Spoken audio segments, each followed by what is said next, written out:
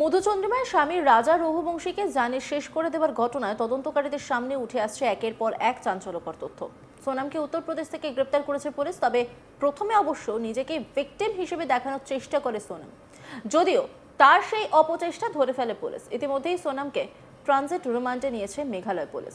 সোমবার উত্তরপ্রদেশ পুলিশ গাজীপুরের একটি ধাবা থেকে সোনামকে গ্রেপ্তার করে, যার ফলে প্রাথমিকভাবে দম্পতির নিখোঁজ থাকার বিষয়টি অবসান ঘটেছে। মেঘালয়ের একটি গিরিখাত থেকে রাজার নিথর শরীর উদ্ধার করেছে পুলিশ। উত্তরপ্রদেশ পুলিশ জানাচ্ছে যে তাকে জোর করে খারাপ জিন সেবন করানো হয়েছিল ও অপহরণ করা হয়েছিল বলে দাবি করে সোনাম, যদিও পুলিশ সেটা মানতে চায়নি। উত্তরপ্রদেশ পুলিশের এডিজি আইন শৃঙ্খলা অমিতাভ জৈশ একটি সংবাদ মাধ্যমে জানান যে সোনাম পুলিশের সামনে নিজেকে একজন ভিকটিম হিসেবে তুলে ধরে দাবি করে যে তাকে খারাপ জিনিস সেবন করিয়ে গাজীপুরে আনা হয়েছিল। পুলিশ অবশেষে তার কাছে পৌঁছবে জেনে সে তার পরিবারকে এই বিষয়ে জানায়। সোমবার ভোর ৩টের দিকে সে তার পরিবারকে জানায় যে সে গাজীপুর বারাণসী সড়কের একটি ধাবায় আছে। তার পরিবারের সঙ্গে সঙ্গে মধ্যপ্রদেশ পুলিশের সঙ্গে যোগাযোগ করে, তারাই স্থানীয় পুলিশকে খবর দেয়। এরপর তারা সোনামকে গ্রেপ্তার করে, তাকে মেডিকেল চেকআপের জন্য এবং তারপর একটি ওয়ান স্টপ সেন্টারে পাঠানো হয়। বর্তমানে মেঘালয় পুলিশের জিজ্ঞাসাবাদ করছে সোনামকে। উত্তরপ্রদেশের পুলিশের এক কর্তা একটি সংবাদ মাধ্যমে জানান সোনামের দুর্বল প্ল্যান করেছিল। পুলিশি পদ্ধতি সম্পর্কে তার জ্ঞান ছিল না এবং সে ভেবেছিল সে নিজেকে ভিকটিম হিসেবে পরিচয় দিয়ে পালিয়ে যেতে পারবে, কিন্তু সে ব্যর্থ হয়েছে। মেঘালয় পুলিশ চমৎকার কাজ করেছে এবং বর্তমানে মামলাটির তদন্ত করছে। যদি তারা সাহায্য চায় আমরা তা করব।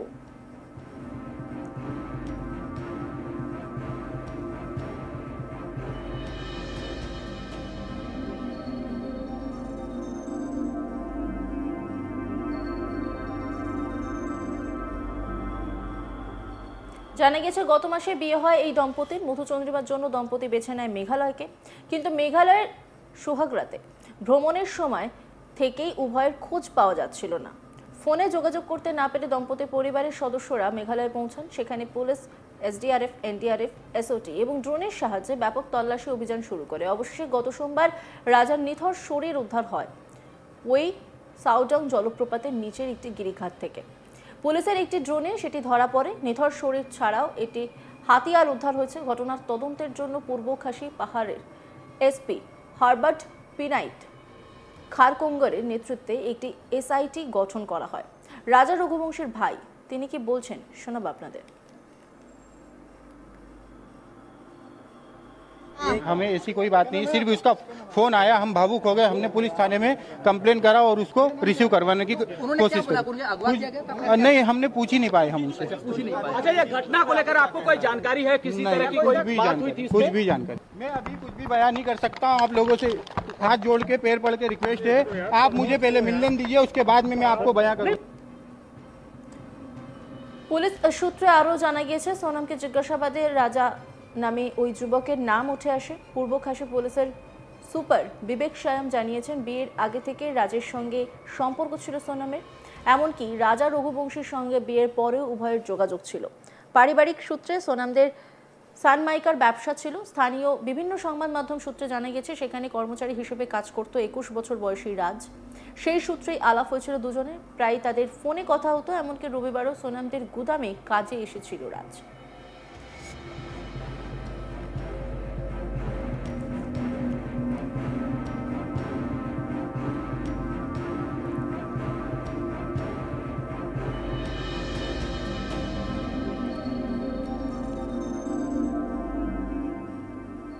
এই নিয়ে একটি রিপোর্ট তুলে ধরেছেন আমার কলিগ, দেখাবো আপনাদের।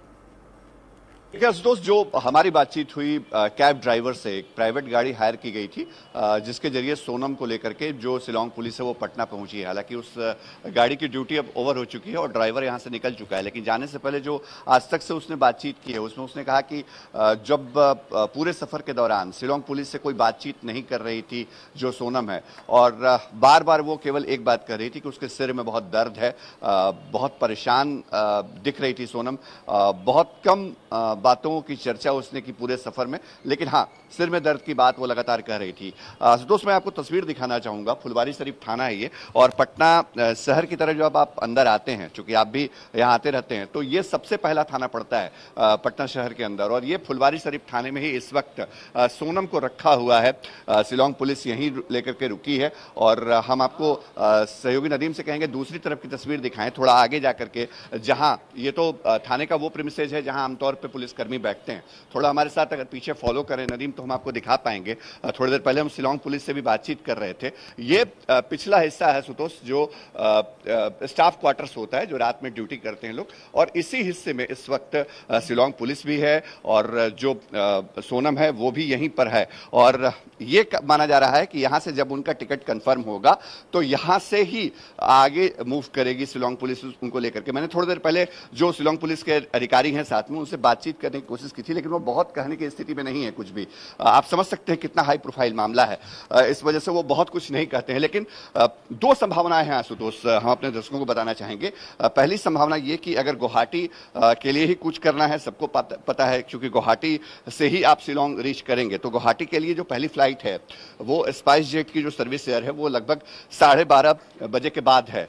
लेकिन ये दूसरा विकल्प भी हो सकता है कि जो यहाँ से कनेक्टिंग फ्लाइट ली जाए, यहाँ से पहले कोलकाता जाया जाए और कोलकाता से फिर गुवाहाटी की फ्लाइट लेकर के भी जाया जा सकता है। तो इन दोनों संभावनाओं पर इस वक्त शिलांग पुलिस काम कर रही है।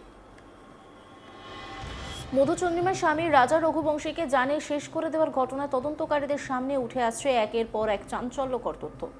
সোনামকে উত্তরপ্রদেশ থেকে গ্রেপ্তার করেছে পুলিশ, তবে প্রথমে অবশ্য নিজেকেই ভিকটিম হিসেবে দেখানোর চেষ্টা করে সোনাম, যদিও তার সেই অপচেষ্টা ধরে ফেলে পুলিশ। ইতিমধ্যেই সোনামকে ট্রানজিট রিমান্ডে নিয়েছে মেঘালয় পুলিশ। সোমবার উত্তরপ্রদেশ পুলিশ গাজীপুরের একটি ধাবা থেকে সোনামকে গ্রেপ্তার করে, যার ফলে প্রাথমিকভাবে দম্পতির নিখোঁজ থাকার বিষয়টি অবসান ঘটেছে। মেঘালয়ের একটি গিরিখাত থেকে রাজার নিথর শরীর উদ্ধার করেছে পুলিশ। উত্তরপ্রদেশ পুলিশ জানাচ্ছে যে তাকে জোর করে খারাপ জিন সেবন করানো হয়েছিল ও অপহরণ করা হয়েছিল বলে দাবি করে সোনাম, যদিও পুলিশ সেটা মানতে চায়নি। উত্তরপ্রদেশ পুলিশের এডিজি আইন শৃঙ্খলা অমিতাভ যশ একটি সংবাদ মাধ্যমে জানান যে সোনাম পুলিশের সামনে নিজেকে একজন ভিকটিম হিসেবে তুলে ধরে দাবি করে যে তাকে খারাপ জিনিস সেবন করিয়ে গাজীপুরে আনা হয়েছিল। পুলিশ অবশেষে তার কাছে পৌঁছবে জেনে সে তার পরিবারকে এই বিষয়ে জানায়। সোমবার ভোর 3টের দিকে সে তার পরিবারকে জানায় যে সে গাজীপুর বারাণসী সড়কের একটি ধাবায় আছে। তার পরিবারের সঙ্গে মধ্যপ্রদেশ পুলিশের যোগাযোগ করে, তারাই স্থানীয় পুলিশকে খবর দেয়। এরপর তারা সোনামকে গ্রেপ্তার করে, তাকে মেডিকেল চেকআপের জন্য এবং তারপর একটি ওয়ান স্টপ সেন্টারে পাঠানো হয়। বর্তমানে মেঘালয় পুলিশের জিজ্ঞাসাবাদ করছে সোনামকে। উত্তরপ্রদেশ পুলিশের এক কর্তা একটি সংবাদ মাধ্যমে জানান সোনামের দুর্বল প্ল্যান ছিল, পুলিশের পদ্ধতি সম্পর্কে তার জ্ঞান ছিল না এবং সে ভেবেছিল সে নিজেকে ভিকটিম হিসেবে পরিচয় দিয়ে পালিয়ে যেতে পারবে, কিন্তু সে ব্যর্থ হয়েছে।